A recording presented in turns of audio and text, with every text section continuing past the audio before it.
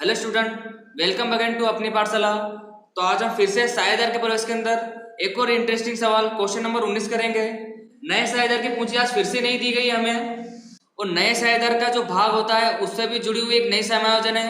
तो वीडियो को आज आपको अच्छे से देखना है। क्वेश्चन नंबर 19 में लिखा हुआ है टप्पू और सोनू 1:2 के प्रमाण में लाभ हानि बांटने वाले एक पेड़ी के साझेदार है। पेड़ी की पक्की तलपट हमें दी गई है। अब हम समायोजन पढ़ेंगे। उपरोक्त तारीख को उन्होंने गोली को नए साझेदार के रूप में प्रवेश दिया। प्रवेश की शर्तें निम्नलिखित थी। समायोजन पढ़ रहा हूं, ध्यान दीजिएगा। ख्याति का मूल्यांकन 54,000 किया गया है। ख्याति का मूल्यांकन हमें दिया गया है, जिससे हम क्या करेंगे, नए साझेदार के भाग की ख्याति निकालेंगे। ये तो आपको पता ही है। दूसरा, देनदारों पर डूबती अनामत 10,000 रखना है। तो संपत्ति लेना पक्ष में देनदार पर आप टिक करोगे, और पूंजी दायित्व पक्ष में डूबती अनामत दिया गया उस पर भी आप टिक करोगे। तीसरी समायोजन, जमीन मकान की कीमत में 10% की वृद्धि करनी है, तो जमीन मकान पे हम टिक करेंगे। चौथी समायोजन, यंत्रों की बही कीमत उसके बाजार कीमत की अपेक्षा 25% अधिक है। तो ये जो समायोजन नंबर 4 है, मोस्ट ऑफ जो 90% विद्यार्थी होते हैं वो नहीं कर पाते हैं, क्योंकि आपको इसको समझना पड़ेगा। तो जब मैं आपको कराऊंगा तो अच्छे से समझाऊंगा, ठीक है। पांचवी समायोजन, स्टॉक की कीमत 10% घटानी है, कमी करनी है, तो स्टॉक में हम टिक करेंगे। छठी समायोजन, मोस्ट टाइम भी, गोली नई पेढ़ी की शुद्ध संपत्ति की 50% जितनी रकम पूंजी के रूप में लाएगा। तो आज आपके लिए एक नया पॉइंट आया, शुद्ध संपत्ति, ठीक है। तो आपको थोड़ा ध्यान देना पड़ेगा। और साथ ही समायोजन में लिखा हुआ है कि गोली अपने भाग की ख्याति रोकड़ में लाएगा, तो इसका रोज नाम था, तो आपको करना आता ही है। तो 8वें नंबर के समायोजन को थोड़ा ध्यान से समझिएगा। टप्पू अपने भाग का 1/3 भाग, जबकि सोनू अपने भाग का, अगर आपकी किताब में का लिखा है तो आप काट देना, उधर का की जगह पे में से आएगा तो आपको में से लिखना है। तो आप मैं फिर से पढ़ता हूं, टप्पू अपने भाग का 1/3 भाग, जबकि सोनू अपने भाग में से 1/6 भाग गोली को देंगे। तो थोड़ा समझना पड़ेगा। यहां लिखा है कि टप्पू अपने भाग का, वो अपने भाग का 1/3 भाग गोली को देगा, जबकि जो सोनू है वो अपने भाग में से, इसका मतलब उसने अपने भाग में से दे दिया है गोली को। तो दोनों ही अलग चीजें हैं। जब भी सवाल में आप ऐसा देखोगे कि अपने भाग में से, तो वो हमको त्याग दिया होता है। और जब भी ऐसा लिखा हो कि अपने भाग का, तो हमको त्याग निकालना पड़ेगा। तो ये समायोजन मोस्ट टाइम पे भी आपके लिए है कि टप्पू अपने भाग का 1/3 भाग, जबकि सोनू अपने भाग में से 1/6 भाग गोली को देंगे।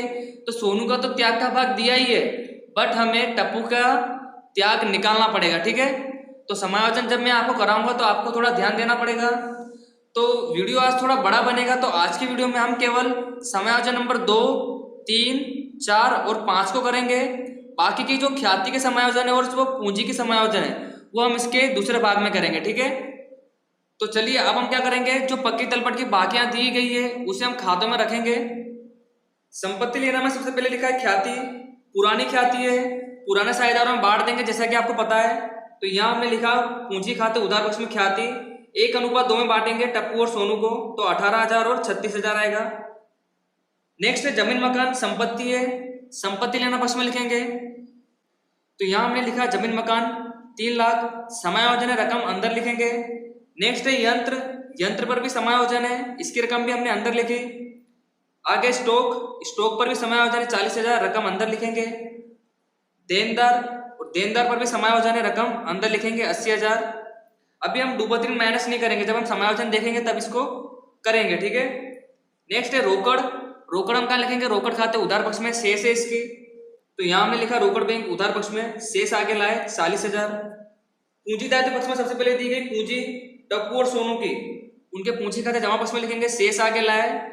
जिस खाते की हम शेष उसी में लिखते हैं तो उसको हम क्या लिखते हैं, शेष आगे लाए, 2 लाख और 3 लाख। नेक्स्ट लाभ हानि खाता, लाभ हानि खाता ये भी पुराने साझेदारों का एकत्रित किया गया लाभ होता है। अगर वो उधार पक्ष में, इसका मतलब संपत्ति लेना पक्ष में दिया है तो वो हानि होती है। अगर वो पूंजी दायित्व पक्ष में दिया है इसका मतलब वो लाभ है। तो पुराने साझेदारों में हम बांट देंगे लाभ हानि खाता 16,000 और 32,000, वही पुराने अनुपात में बांटा हमने 1:2 में। नेक्स्ट लेनदार, लेनदार हमारा दायित्व है, पूंजी दायित्व पक्ष में लिखेंगे इसे। तो यहाँ हमने लिखा लेनदार 50,000, लास्ट हमें डूबती अनामत दिया गया है, तो जब हम देनदार पर डूबती अनामत के समायोजन सोल्व करेंगे तब आपको अच्छे से बताएंगे। तो पहला काम हमारा हो चुका है, सभी बाकियों को हमने खातों में रख दिया है। दूसरा काम शुरू करते हैं अब हमारा। अब हम समायोजन सोल्व करेंगे। पहली समायोजन ख्याति की है, बाद में देखेंगे। दूसरी समायोजन में लिखा है कि देनदार पर डूबती अनामत 10,000 करना है। तो आप देख सकते हो कि डूबती अनामत 10,000 करना है, जबकि जो पुरानी डूबती अनामत है वो 16,000 की थी। डूबती अनामत हमारा नुकसान है, यदि डूबती अनामत बढ़ता है तो हमारा नुकसान भी बढ़ता है, यदि डूबती अनामत घटता है तो हमारा नुकसान भी घटता है, हमें लाभ होता है। तो आप देख सकते हो कि डूबती अनामत हमने माइनस करी है 16,000, जबकि डूबती अनामत हमें माइनस करनी कितनी है देनदार में से 10,000। इसका मतलब हमें लाभ हुआ है। तो सबसे पहले तो हम देनदार में से माइनस करेंगे डूबती अनामत 10,000, तो यहां माइनस करेंगे डूबती अनामत 10,000, बाहर आएगा 70,000। अब वैसे डूबती अनामत हम लाभ आने खाते उधार करते हैं, पर आप देख सकते हो कि जो पुरानी डूबती अनामत है वो 16,000 है, नई डूबती अनामत 10,000 है। इसका मतलब हमें 6,000 का लाभ हुआ है, डूबती अनामत कम हो रही है। तो अब हम कहाँ लिखेंगे, पुनः मूल्यांकन खाते जमा पक्ष में लिखेंगे, ठीक है। तो पुनः मूल्यांकन खाते में लिखेंगे डूबती अनामत खाते 6,000। 6,000 कैसे आई, तो 16,000 माइनस 10,000, ठीक है। इस प्रकार हमने माइनस करके लिखी रकम। आप दूसरे प्रकार से भी डूबती अनामत को लिख सकते हो, जैसे कि हमने देनदार में से माइनस करा है। अगर आप देनदार में से माइनस नहीं करके पूंजी दायित्व पक्ष में लिखोगे तो भी सही होता है, क्योंकि हमने यहाँ देनदार में से माइनस नहीं करा है, तो 10,000 का डिफरेंस यहाँ बचेगा। तो अगर आप यहाँ लिखते हो तो भी सही कहलाएगा, अगर आप देनदार में से माइनस करते हो तो भी ये एंट्री सही होगी। वैसे हमने सभी सवाल में से देनदार में से माइनस करते हुए सीखा है, तो अभी हम देनदार में से माइनस करेंगे, ठीक है। तीसरी समायोजन, जमीन मकान की कीमत में 10% की वृद्धि करनी है। यहाँ लिखा है कि वृद्धि करनी है, तो अगर वृद्धि करते तो हम प्लस करते हैं, तो जमीन मकान में हम प्लस कर देंगे।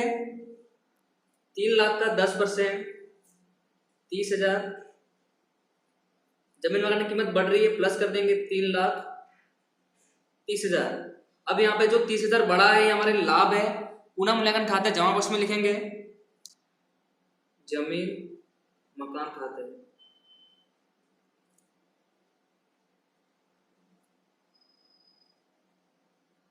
चौथी समायोजन में थोड़ा ध्यान दीजिएगा, यंत्रों की बही कीमत उसके बाजार कीमत की अपेक्षा 25% अधिक है। तो ये जो कीमत दी गई है वो बही कीमत है, जबकि सवाल में क्या लिखा है कि बाजार कीमत की अपेक्षा 25% अधिक है। तो बाजार कीमत हमारे पास अभी नहीं है, तो हमें धारणा करनी पड़ेगी। तो चलिए हम कुछ कैलकुलेशन करते हैं जिससे आपको समझ में आए। अगर आपने इसका 25% करा जबकि ये बही कीमत है तो सवाल गलत हो जाएगा।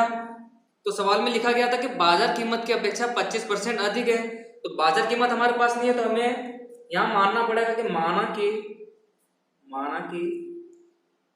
बाजार कीमत 100 हम मानते हैं, जिसका कितना अधिक है प्लस करेंगे 25% अधिक है। तो 100 का जब आप 25% करोगे तो कितना हो जाएगा 25। तो यहाँ पर जो 125 है ये क्या हो गया हमारी बही कीमत। सवाल में लिखा है ना कि बाजार कीमत का 25% अधिक है, क्या अधिक है बही कीमत, तो बही कीमत हमारे पास आई 125। तो यहां लिखूंगा मैं बही कीमत और यहां लिखूंगा मैं बाजार कीमत, ठीक है। बही कीमत कितनी है 125 आई अभी हमारे पास, जबकि बाजार कीमत हमेशा कितनी होती है 100, और बही कीमत हमें सवाल में दी गई है 1 लाख, तो बाजार कीमत कितनी, तो आपको क्रॉस मल्टीप्लाई तो करना आता ही है। तो यहाँ पे करेंगे 1 लाख गुणे 100 भागे 125। तो जब आप इसको सोल्व करोगे तो यहाँ पे एक्चुअल कीमत आएगी 80,000। तो बाजार कीमत हमारे पास कितनी आई 80,000। तो एक बार फिर पढ़ लेते क्या लिखा था कि यंत्रों की बही कीमत बाजार कीमत की अपेक्षा 25% अधिक है। तो हमने बही में 25% अधिक लिख के रखा है, जबकि बाजार में उसकी कीमत कम है। अगर आप यंत्रों को बेचने जाओगे तो उतनी रकम नहीं मिलेगी, इसलिए हमको बाजार कीमत ही लिखनी पड़ती है। तो एक्चुअल में बाजार कीमत चल कितनी रही है 80,000, जबकि हमने लिख के कितना रखा है 1 लाख। तो हमें क्या करना पड़ेगा माइनस करना पड़ेगा। तो यंत्र की बाजार कीमत कितनी है 80,000, और जैसा कि आपको पता है कि बाजार कीमत हम कॉलम के बाहर लिखते हैं। तो इस प्रकार आप देख सकते हो के यंत्रों में कमी हो रही है, तो हम करेंगे माइनस कमी 20,000 की। 20,000 की कमी हो रही है ना, और कमी को हम कहाँ लिखते हैं? पुनः मूल्यांकन खाते उधार पक्ष में, यंत्र खाते 20,000। तो मैं आपको बताता हूँ कि इस समायोजन में आप गलती क्या करते हो। आप पढ़ोगे कि बही कीमत बाजार कीमत की अपेक्षा 25% अधिक है। अधिक जब भी आप सुनते हो तो आप क्या करोगे कि इस 1 लाख का 25% करके यहाँ लिखोगे तो हो जाएगा 25,000, और उसी को जोड़कर आप कहाँ लिख दोगे? बाहर 1,25,000। आपने अधिक शब्द सुना इसलिए आप प्लस कर दोगे, तो यही 25,000 को आप कहाँ लिखोगे? पुनः मूल्यांकन खाते जमा पक्ष में, जिससे आपका पुनः मूल्यांकन खाता गलत हो जाएगा। अगर पुनः मूल्यांकन खाता गलत हो गया तो आपका पूंजी खाता भी गलत हो जाएगा। अगर पूंजी खाता गलत तो आपकी पक्की तलपट भी गलत हो जाएगी, इससे आपका आंसर आएगा नहीं। तो आपको थोड़ा ध्यान से समझ के समायोजन को करना है कि बही कीमत बाजार कीमत की अपेक्षा अधिक है। अधिक का मतलब कि बाजार में कीमत कम चल रही है, जबकि आपने बही में कीमत को अधिक दर्शाया है। अगर आप बेचने गए तो आपको कीमत नहीं मिलेगी यंत्र की, इसलिए आपको जो बाजार कीमत चलती है वही आपको अपने पक्की तलपट में लिखना है, ठीक है। तो उम्मीद है आपको ये समायोजन अच्छे से समझ में आ गई होगी। मैंने अपनी पूरी कोशिश करी आपको समझाने की। पांचवा समायोजन, स्टॉक की कीमत 10% घटानी है। तो ये रहे हमारे स्टॉक, हमें घटानी है, इसका मतलब हमें कमी करनी है 10%। 40,000 का 10% 4,000 माइनस करेंगे तो बाहर आएगा 36,000। जब ऐसी समायोजन आया तो आप डायरेक्ट कर सकते हो, साफ साफ लिखा हुआ है कि कमी करनी है, तो हम कमी कर देंगे 40,000 की 10% 4,000। अब इसकी एंट्री हम कहाँ लिखेंगे? पुनः मूल्यांकन खाते उधार पक्ष में, क्योंकि कमी हुई है।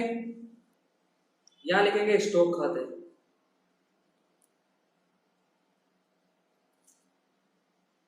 4,000। तो सवाल में दी गई नॉर्मल समायोजन हमने पूरी कर ली है।